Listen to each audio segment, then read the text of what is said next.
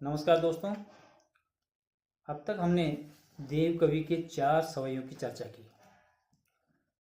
आज हम इसके आगे की चर्चा करते हैं। ऐसो जो हो जानते कि जे है तू बीखे के संग, येरे मन मेरे हाव पाव तेरे तोड़ते, आज लोहो कत नर नाहा किसनाई सुनी, नेह तो निहारी हारी बदन निहोरते, चलन दितो देव चंचल अचल करी, चाबुक चितावनी मारी मुंह तोड़ती, भारी प्रेम पाथर नगारो दे गरे तो बांधे, राधा बर विरुद्ध के बारिद में बोरती। यहां देव कवि शांत रस में मन के बारे में बात कर रहे हैं कि मन की क्या दशा है। वो कहते हैं कि अगर मुझे पहले पता होता कि मन मेरे कहे अनुसार नहीं चलेगा तो मैं इसे पहले ही समझा लेता, लेकिन इस बात का अंदाजा यहां पर देव कवि को नहीं था। कहते हैं कि ऐसो जो हो जानते कि जे है तू बिखे के संग, कि अगर मुझे ये पता होता कि तू विषय वासना के संग है और तू मुझे छोड़ करके विषय वासना सांसारिक आसक्ति के प्रति चला जाएगा और मुझे कहीं का नहीं छोड़ेगा, एरे मन मेरे हाथ पांव तेरे तोड़ते। यदि मैं ये सब कुछ पहले से जान जाता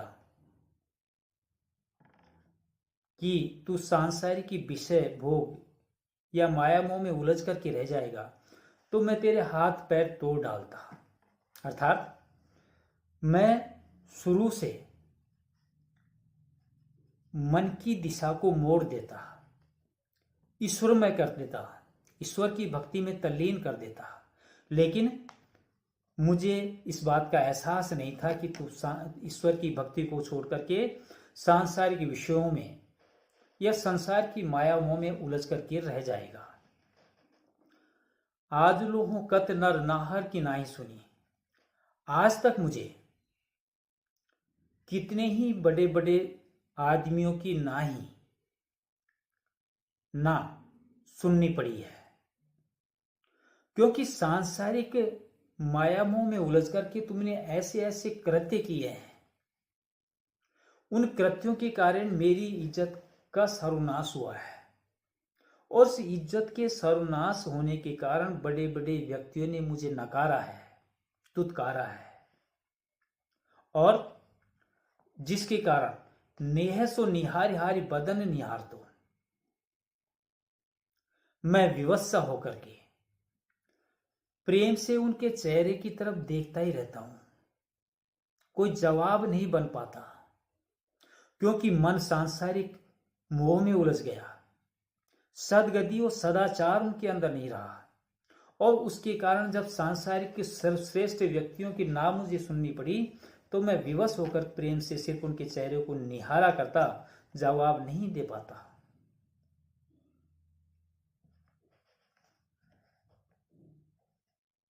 चल न दे तो देव चंचल अचल करी, अगर मुझ में ये समझ होती पहले तो मैं तुम्हारी चंचलता को नष्ट कर देता।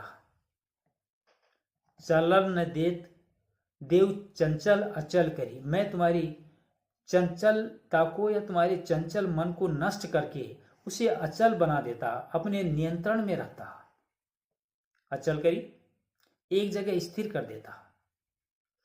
चाबुक चितावनी मारी मुंह मोरती, और मैं चेतावनी रूपी कोड़े से मार मारकर इसका मुंह विषय वासना की तरफ से मोड़ देता, सांसारिकता की तरफ से मोड़ करके ईश्वर में तल्लीन कर देता। भारी प्रेम पाथर नगारो दे गरे सो बांधे, और मैं बहुत अधिक प्रेम का पत्थर गले में बांधकर, किसके गले में? अपने मन से कह रहा है यहां पर देव कवि कि बहुत ज्यादा ईश्वरीय प्रेम का पत्थर तुम्हारे गले में बांधकर इसे डंके की चोट पर राधा बर विरुद्ध के बारिद में बोरती, डंके की चोट पर घोषणा करके राधा के यश रूपी समुद्र में डुबो देता। अर्थात यहां पर कवि का ध्यान राधा की भक्ति की तरफ है, राधा की आराधना करता है कि जिस प्रकार राधा ने सब कुछ त्याग करके श्री कृष्ण को अपना आराध्य माना, प्रेम किया, उसी प्रकार मैं भी डंके की चोट पर इस मन के गले में प्रेम का पत्थर बांधकर राधा के यश रूपी समुद्र में इसे डुबो देता, सांसारिकता से अलग कर देता। कवि कहना यह चाहता है कि अज्ञानवश मैंने अपने मन पर नियंत्रण रखने की ओर ध्यान नहीं दिया। परिणाम यह हुआ कि यह विषय वासना में आसक्त हो गया, सांसारिकता में तल्लीन हो गया, ईश्वर की भक्ति को उसने छोड़ दिया, जिसके कारण मुझे बड़े लोगों की चापलूसी करनी पड़ी। यह कोई गौरव की बात नहीं है मेरे लिए। मैं यदि मन पर नियंत्रण नहीं रखने के दुष्परिणाम को पहले जान जाता तो अपने मन को राधा की भक्ति में लगा देता। इस समय में कवि की भावना राधा की भक्ति की तरफ है और कवि मन की स्वतंत्रता या चंचलता को सही नहीं मानता। वह मानता है कि विषय में आसक्त होकर के जीवन बर्बाद होता है, इसलिए मैं इस आसक्ति से परे हटा करके राधा की भक्ति में मन को लगा देता।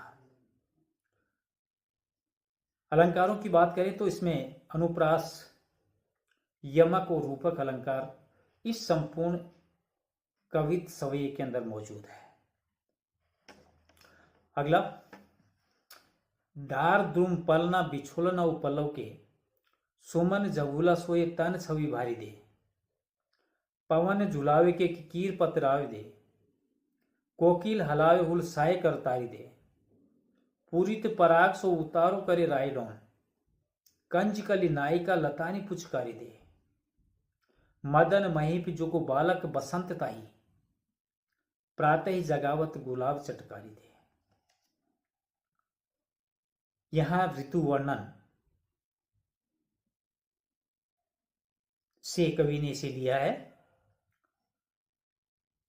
पहले मैं इसके कुछ कठिन शब्द आपको बता देता हूं। द्रुम वृक्ष, नवपल्लव नए पत्ते, सुमन फूल, झगुला छोटे बच्चों का पहनने का एक वस्त्र, सोए सुशोभित होती है, कीर मोर और तोते, हुलसावे खुश होते हैं, नौन नमक, कंज कमल, मदन महीप कामदेव रूपी राजा, और ताही यानी उसे। यहां कवि वसंत ऋतु का कामदेव रूपी राजा के बालक के रूप में वर्णन कर रहा है। बालक को पालने में, झुलाने समय जो क्रियाएं होती हैं, उन क्रियाओं को प्रकृति के मानवीकरण के माध्यम से कवि समझाने का प्रयास कर रहा है। देव कवि कहते हैं, दार द्रुम पालना बिछोना न उपलव दे, कि कामदेव रूपी राजा बसंत रूपी बालक के लिए, कामदेव रूपी राजा बसंत रूपी बालक के लिए डार द्रुम पालना, वृक्षों की डालों का पालना, जिसमें बालक को सुलाया जाता है, बिछोना न उपलव दे, और क्योंकि बालक नन्हा सा है, छोटा सा है, उस बालक को सुलाने के लिए जो पालने में वस्त्र बिछाया जाता है बहुत कोमल होना चाहिए, क्योंकि बालक भी कोमल है। तो यहां पर कवि बिछोना जो बनाता है, नव पल्लव, नए नए पत्तों का बिछोना बनाता है, सुमन जघोले छोए, शरीर पर जो वस्त्र बालक ने धारण किया है, झगोला, वो अत्यंत कोमल फूलों का झगोला उस कामदेव रूपी बालक बसंत के शरीर पर लगाया हुआ है, जो फूलों का झगोला है। तन छवि बारी दे, जिसके कारण उसका शरीर और शोभायमान होता है, चमक जाता है, सुंदर दिखाई देने लगता है। अब बालक को वृक्षों के पालने में, नए नए पत्तों के बिछोने के ऊपर और अच्छे अच्छे फूलों का झगोला पहना करके पालने में सुलाया जाता है। अब जब पालने में बालक सोता है तो उसे झोले भी दिए जाते हैं। पवन झुलावे, वो झोले कौन दे रहा है? जब मंद सुगंधित हवा, वसंत ऋतु में जब फूल खिलते हैं तो चारों तरफ का वातावरण सुगंधित हो जाता है। तो उस सुगंधित वातावरण रूपी जो हवा है, वो हवा उस कामदेव रूपी बालक, कामदेव के बसंत रूपी बालक को झुलाने का काम करती है पवन। के की कीर बतरावे देव। और जब बालक सोता है तो लोरियां गाई जाती हैं। यहां के की कीर, तोता और मोर, जब वो बोलते हैं तो ऐसा लगता है कि उस बालक को सुलाने के लिए वो लोरियां गा रहे हैं। कोकिल हलावे हुल राय कर तारी दे, बालक को प्रसन्न करने के लिए, उसको रिझाने के लिए तालियां बजाई जाती हैं। तो जब कोयल बोलती है तो ऐसा लगता है कि वो कोयल नहीं बोल रही है, बल्कि उस बालक को सुलाने के लिए कोयल ताली बजा बजा करके उस बालक को प्रसन्न करने की कोशिश कर रही है। पूरित पराग सो उतारो करे राय दो, क्योंकि बालक नन्हा है। भारतीय संस्कृति में माना जाता है कि बालक पर किसी की नजर ना लगे, तो राय और नमक का उसारा किया जाता है बालक के शरीर के ऊपर और कहीं दूर रख दिया जाता है कि किसी की बालक पर नजर ना पड़े, नजर ना लगे। यहां पर जो कमल की कली से खिलने वाले जो परागकण है, वो परागकण नहीं है, बल्कि कंजकली नायिका, कंजकली, कमल की कली रूपी नायिका उस बालक के शरीर के ऊपर से अपने पराग के कणों को बिखेर कर, मानो नजर ना लगे, इसके लिए राय लॉन रूपी पराग कण से उनकी नजर उतार रही है। लतानी पुचकारी दे, और जब फूल खिलते हैं, कलियां खिलती है, तो चिटकारी की आवाज आती है। वो चिटकारी नहीं है, बल्कि वो लताएं पुचकारी दे रही हैं बच्चे को प्रसन्न करने के लिए। मदन महीप जो बालक बसंत ताई, ऐसा बालक मदन महीप, कामदेव रूपी राजा का बालक बसंत, जो बिछोने में सोया हुआ है, पालने में सोया हुआ है, बसंत रूपी पालने में सोया हुआ है। प्रातः ही जगावत गुलाब चटकारी दे, जैसे ही भोर की बेला होती है, गुलाब की पंखुड़ियां खिलने लगती है, और जब पंखुड़ियां खिलती हैं तो चारों तरफ चटकारी की आवाज सुनाई देती है। वो चटकारी की आवाज नहीं है, बल्कि प्रातः काल में अलसाए हुए बालक को जगाने का प्रयास किया जा रहा है। तो यहां पर कवि ने पूरी तरह से प्रकृति का मानवीकरण किया है और एक बालक, एक नन्हे से बालक को पालने में झुला करके क्या क्या किया जाता है, क्या क्या उस तरह रिझाया जाता है उसे, उस रिझाने का वर्णन यहाँ पर कवि ने किया है। कवि ने बसंत का कामदेव रूपी राजा के बालक के रूप में यहाँ वर्णन किया है।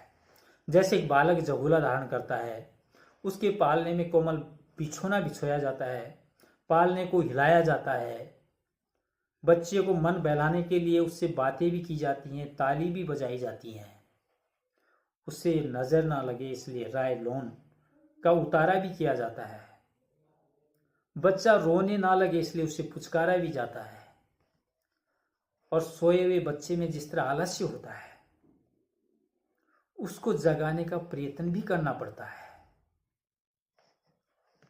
बालक भी, वह भी राजा का हो तो उसके लिए ये सारे काम तो किए जाते हैं। तो इसका बहुत ही कुशलतापूर्ण देव कवि ने प्रकृति के माध्यम से एक बालक की छवि हमारे सामने रख करके प्रकृति का पूर्ण रूप से मानवीकरण किया है। छंद की बात करें तो निश्चित रूप से कवित छंद में इसकी रचना हुई है, और जिस तरह एक एक पंक्ति को कवि ने सजाया है, हमारे सामने एक छवि बनती है इस बालक की। जिस छोटे से बालक को रिझाया जाता है, प्रसन्न किया जाता है, किस तरह वो हलचल करता है, उस संपूर्ण परिवेश को हमारे सामने कवि ने प्रकट किया है, जो उसका वर्णन यहां पर ऐसा लगता है बिल्कुल चित्र हमारे सामने मौजूद है, और उनके भावों की व्यंजना, एक व्यंजना हो रही है, हमारे मन के अंदर वो भाव गूंज रहे हैं। तो चित्रात्मकता और व्यंजनात्मकता इनके शब्दों के अंदर मौजूद है। और अंत में निश्चित रूप से मैं फिर कहूंगा कि प्रकृति का वाणीकरण यहां पर कवि ने बहुत ही सटीक ढंग से किया है। आज बस इतना ही, कल इसके आगे फिर हम चर्चा करेंगे। नमस्कार, बाय।